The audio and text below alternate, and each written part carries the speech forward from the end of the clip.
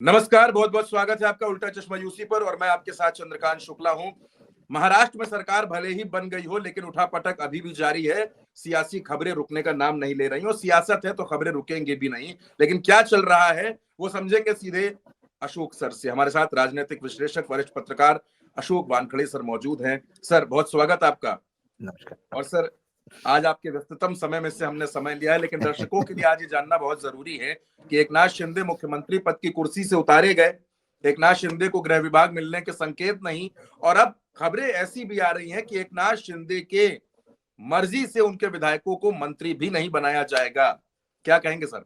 बिल्कुल सही कह रहे हो आप। देखिए, सरकार तो बन गई, हमारे यहाँ सरकार बनने में ही 13 दिन लगे। हाँ। 288 में से 230 सीटें जिसको मिल जाती है, और विपक्ष मात्र 20% में रह जाता है। ऐसे में ये सरकार एक ही दिन में बननी थी, लेकिन ये सरकार बनते बनते जरा 15 दिन लग गए, फिर 12-13 दिन लग गए। सरकार बन गई, मुख्यमंत्री हो गए देवेंद्र फडणवीस, दोनों उप मुख्यमंत्री बन गए। अब प्रॉब्लम चंद्रकांत जी ये है कि पिछली बार 2.5 साल पहले जो सरकार बनी थी, वो एक अलग सिचुएशन थी। वो अलग सिचुएशन इसलिए थी कि शिवसेना को तोड़ना था। जब शिवसेना को तोड़ा गया और बीजेपी में लाया गया, बीजेपी के साथ लाया गया, तो सरकार बनी। उद्धव सर की सरकार गिर गई। जो सरकार बनी, क्योंकि जब आपको तोड़ना होता है किसी को, तो आपने बहुत सारे प्रलोभन दिखाए। मुख्यमंत्री पद का प्रलोभन दिखाया, बाकी जो चाहिए आपको दे देंगे, फिर आप आ जाइए। तो तब तो एकनाथ शिंदे ने पार्टी तोड़ी, उन्होंने सरकार बनाई, मुख्यमंत्री बने, और उसके बाद जो मंत्रालय चाहिए उनको मंत्रालय मिले। लेकिन गृह मंत्रालय फिर भी उप मुख्यमंत्री के पास था। मामला 2.5 साल निकल गया। अब 2.5 साल के बाद जब 5 साल के लिए फुल फ्लेज सरकार विधानसभा में गई, तब एकनाथ शिंदे को लगा वो मुख्यमंत्री बनेंगे। एकनाथ शिंदे पिछली बार सत्तांतरण के ओटीपी थे, वन टाइम पासवर्ड। वो एक ही टाइम यूज होता है, बार बार नहीं। हाँ, एक ही बार। ये उनको समझने में काफी देर लगी।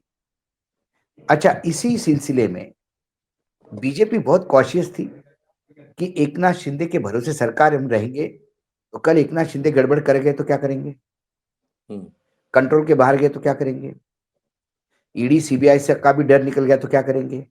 तो उन्होंने अजित पवार को भी साथ में रख लिया। तो वो एकनाथ शिंदे पे चेक था। जैसे नतीजे घोषित हो गए, अजित पवार ने सबसे पहले अनाउंसमेंट कर दिया कि मैं देवेंद्र फडणवीस को बिना शर्त मेरा उनके साथ समर्थन है। ऐसे बोलती थी सरकार 171 पे आ गई। तुरंत जब सरकार 171 पे आ गई, तो इतनी कंफर्टेबल मेजोरिटी थी कि अब एकनाथ शिंदे को तय करना था सरकार में आना है नहीं आना है। नहीं भी आओगे तो ठीक है, बैठे रहो बाहर। एकनाथ शिंदे के मंत्रियों ने कहा कि भाई उप मुख्यमंत्री कोई बेइज्जती नहीं, जाओ सरकार में रहो, नहीं तो सब गड़बड़ हो जाएगा। अब वो सरकार में आ गए। अब वो उसी तेवर में मंत्रिमंडल में जगह चाहते हैं, वो नहीं मिलेगी। अब अनुपात से होगा, 130 बीजेपी के हैं, 41 दादा के हैं, और 57 एकनाथ शिंदे के हैं। अब उसी रेशो में मंत्री मिलेंगे। एकनाथ शिंदे को 10 से 12 मंत्री मिलेंगे, अजीत दादा को 8 से 10 मंत्री मिलेंगे, बाकी बचे हुए मंत्री जो है वो बीजेपी के पास होंगे। क्योंकि बीजेपी तब ये नहीं कह सकती कि अरे भाई मुख्यमंत्री पद भी छोड़ो, मंत्री पद भी छोड़ो। अभी तो उद्धव को निकालना था सत्ता से, एक लड़ाई लड़ रहे हैं। अभी तो फुल फ्लेज 5 साल सरकार चलनी है भाई। तो अब मंत्रिमंडल भी बीजेपी तय करेगा, मंत्रालय भी बीजेपी तय करेगा। लेकिन सर, बाय एंड अगर लार्ज एकनाथ शिंदे ये कहते हैं कि हमको गृह विभाग नहीं दिया आपने, तो हमारे 2-4 ज्यादा लोगों को मंत्री बना दीजिए। नहीं, ऐसे ऐसा नहीं, आप मत बनिए ना। आपकी जरूरत किसको है?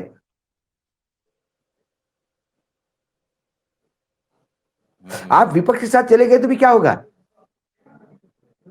सरकार की सेहत पे फर्क नहीं पड़ता। सरकार की सेहत पे फर्क नहीं पड़ेगा। और अजीत दादा का इनकम टैक्स से पूरा डिफ्रीज करवा के प्रॉपर्टी और अजीत को नजदीक करवा लिया। अजीत पवार सोच भी नहीं सकते अभी बीजेपी को छोड़ने का, क्योंकि इनकम टैक्स से करीब करीब 1200 करोड़ रुपए की प्रॉपर्टी अभी डिफ्रीज हुई है, वापस हुई है। लेकिन उसमें 2 केसेस में ईडी कंटिन्यू है, वो चेक है। सनद रहे, हाँ। ईडी में अटके हुए हो, फाइल नीचे पड़ी है, ऊपर आने में टाइम नहीं लगता, तो वो उप मुख्यमंत्री बने, वित्त उनके पास होगा, उसको बीजेपी को भी कोई प्रॉब्लम नहीं। बाकी मंत्रालय में अजित भाई देवेंद्र उसका, क्योंकि बेसिकली अमित शाह के और शिंदे के बहुत अच्छे संबंध है। लोग कहते हैं कि अमित शाह के बेटे के कुछ बिजनेस इंटरेस्ट भी है आपस में, ऐसा चर्चा है, लेकिन मैं इसमें पुख्ता नहीं बोल सकता। लेकिन कुछ भी हो, देवेंद्र फडणवीस को चेक रखने के लिए वो एकनाथ शिंदे को भी यूज कर सकते हैं।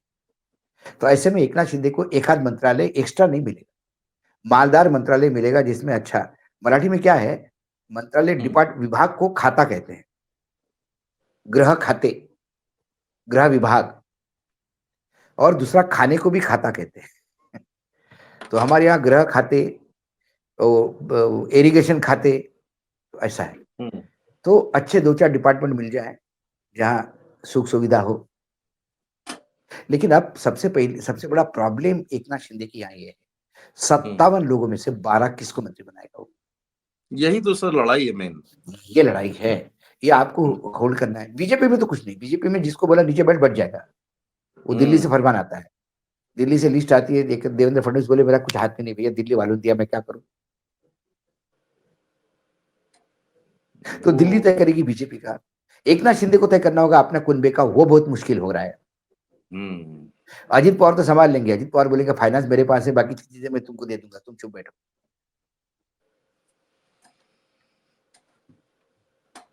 सर शिंदे के सामने ऑप्शन क्या है अब? चुपचाप बने शिंदे के रहें? नहीं, शिंदे ने शेर की सवारी कर ली, नीचे उतरोगे तो शेर खा जाएगा, और शेर जहां लेके चलता है चलना है आपको।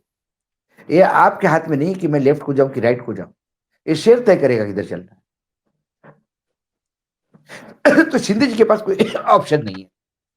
मतलब शिंदे जी का रिमोट कंट्रोल अब जो है वो नहीं, शिंदे, मैंने फिर कहा आपको, शिंदे तब ओटीपी थे। हाँ हाँ हाँ, यूज एंड थ्रो पॉलिसी के तहत लाए गए थे। हाँ। उनको थ्रो नहीं किया है, उनकी किस्मत है। अब ओटीपी की तो कि जो एक्सपायरी डेट मिला होती है।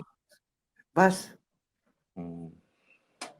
एक्सपायरी डेट के बाद आपको फेंका नहीं, अभी भी शोरूम में पड़े हो, ये ठीक है।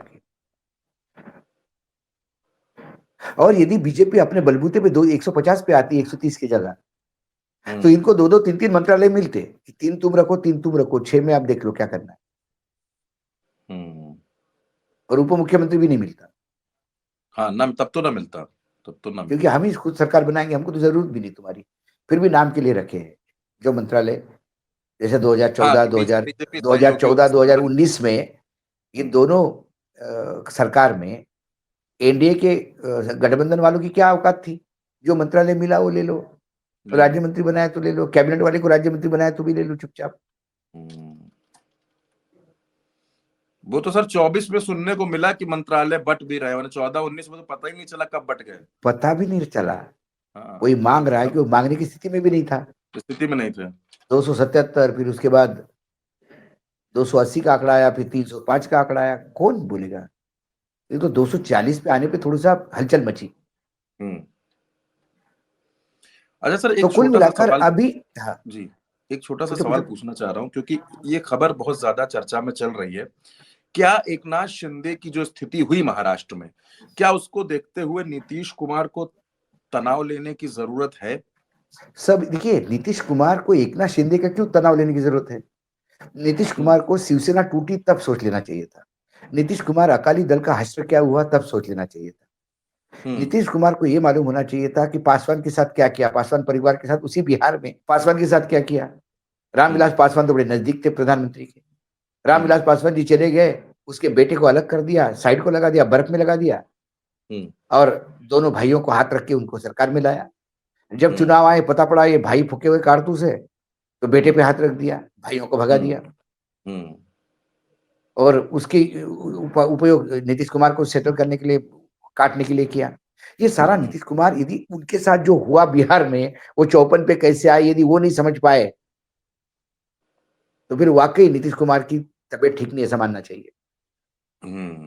उड़ीसा में क्या हुआ, जो बीजू जनता दल इनका सगा था, हर राज्यसभा में साथ देता था, उसी को पूरा टोटल निपटा दिए, टोटल लॉक स्टॉक बैरन, घर बैठा दिए।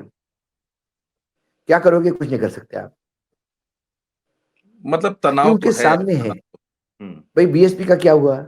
जी जी देखिए, बिल्कुल।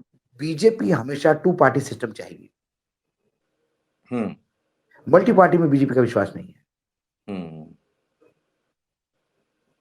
सीधा सीधा आमने तो सामने। मतलब सर कुल मिलाकर के शिंदे जी को अब चुपचाप वही करना पड़ेगा जो भाजपा कहेगी। शिंदे जी को पास ऑप्शन ही नहीं है। ऑप्शन नहीं है, ऑप्शन नहीं है, ऑप्शन नहीं है। बहुत बहुत आपने बारीकी से बताया सर महाराष्ट्र में, लेकिन सर अभी सियासी तनाव कम होने वाला लगता है। तनाव देखिए, अब दोनों पार्टियों में अब उसमें नाराजगी होगी, फिर किसी को कारपोरेशन दिया जाएगा, फिर किसी को हाँ। बोला जाएगा कि अच्छा भाई तुझे मंत्री पद नहीं देते, लेकिन तेरे सारे ठेकेदार को मैं ऑब्लाइज करूंगा, तो कोई काम हम्म। लेके आए मैं मना नहीं करूंगा। शिंदे का एक खासियत है कि शिंदे के यहाँ आउट गोइंग अच्छा है, ये सिर्फ ओहो। इनकमिंग नहीं है। तो बहुत। शिंदे के सारे विधायक जो है वो वैसे भी खुश रहते हैं कि चलो कुछ मंत्रिमंडल नहीं मिला, लेकिन साहब हमारी कोई भी बात को टालेंगे नहीं। मतलब कुछ नहीं तो आखिर में कुछ क्या है, सही। भाई सबको माल चाहिए ना, हाँ वो मिलता रहेगा। बिल्कुल। बहुत बहुत शुक्रिया सर, आज आपने बहुत बारीकी से अंदर की बात बता दी। बहुत बहुत धन्यवाद, और दर्शकों का भी बहुत बहुत शुक्रिया, बहुत बहुत धन्यवाद, नमस्कार।